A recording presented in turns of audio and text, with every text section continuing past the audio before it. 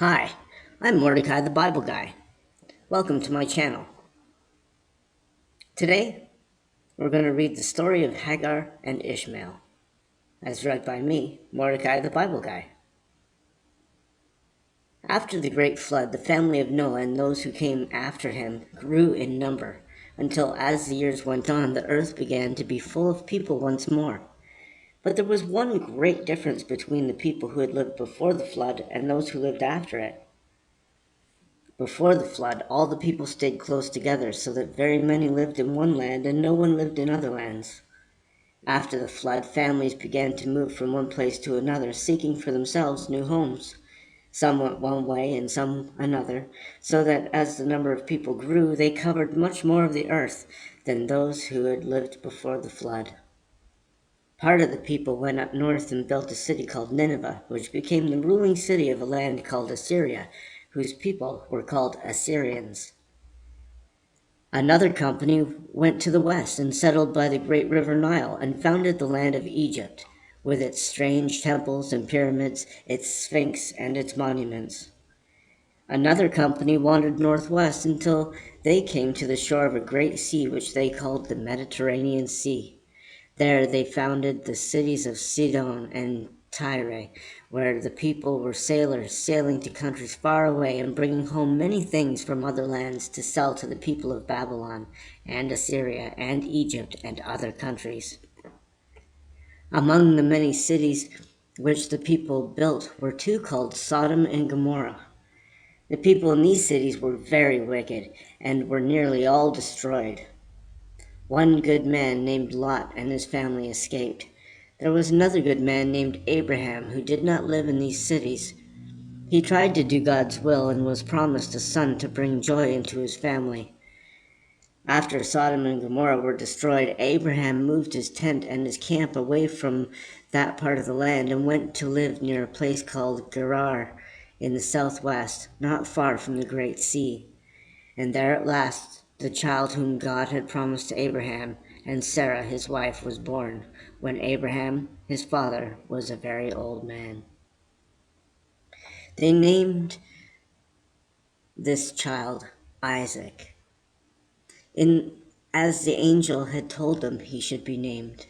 And Abraham and Sarah were so happy to have a little boy, and after a time they gave a great feast and invited all the people to come and rejoice with them and to honor the life of the little Isaac.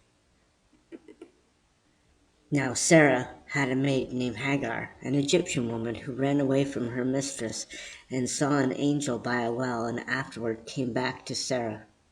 She too had a child, and his name was Ishmael. So now there were two boys in Abraham's tent, the older boy Ishmael, the son of Hagar, and the younger boy Isaac, the son of Abraham and Sarah. Ishmael did not like the little Isaac, and did not treat him kindly. This made his mother Sarah very angry, and she said to her husband, "I do not wish to have this boy Ishmael growing up with my son Isaac. Send away Hagar and her boy, for they are a trouble to me." And Abraham felt very sorry to have trouble come between Sarah and Hagar, and between Isaac and Ishmael, for Abraham was a kind and good man, and he was friendly to them all. But the Lord said to Abraham, "Do not be troubled about Ishmael and his mother. Do as Sarah has asked you to do, and send them away. It is best that Isaac should be left alone in your tent, for he is to receive everything that is yours. I, the Lord, will take care of Ishmael, and will make a great people of his descendants, those who shall come from him." So the next morning Abraham sent Hagar and her boy away, expecting them to go back to the land of Egypt, from which Hagar had come. He gave them some food for the journey and a bottle of water to drink by the way. The bottles in that country are not like ours, made of glass. They are made from the skin of a goat. One of these skin bottles Abraham filled with water and gave to Hagar. And Hagar went away from Abraham's tent, leading her little boy.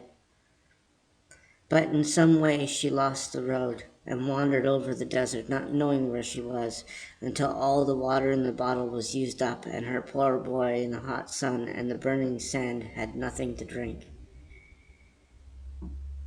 She thought that he would die of his terrible thirst, and she laid him down under the little bush, and then she went away. For she said to herself, I cannot bear to look at my poor boy suffering and dying for want of water. And just at that moment, while Hagar was crying, and her boy was moaning with thirst, she heard a voice saying to her, Hagar, what is your trouble? Do not be afraid. God has heard your cry and the cry of your child. God will take care of you both, and will make your boy a great nation of people. It was the voice of an angel from heaven, and then Hagar looked, and there, close at hand, was a spring of water in the desert. How glad Hagar was that she filled the bottle with water and took it to her suffering boy under the bush. After this, Hagar did not go down to Egypt. She found a place where she lived and brought up her son in the wilderness, far from other people. And Ishmael grew up in the desert and learned to shoot with the bow and arrow. He became a wild man, and his children after him grew up to be wild men also. They were the Arabians of the desert, who even to this day have never been ruled by any other people, but wander through the desert and live as they please.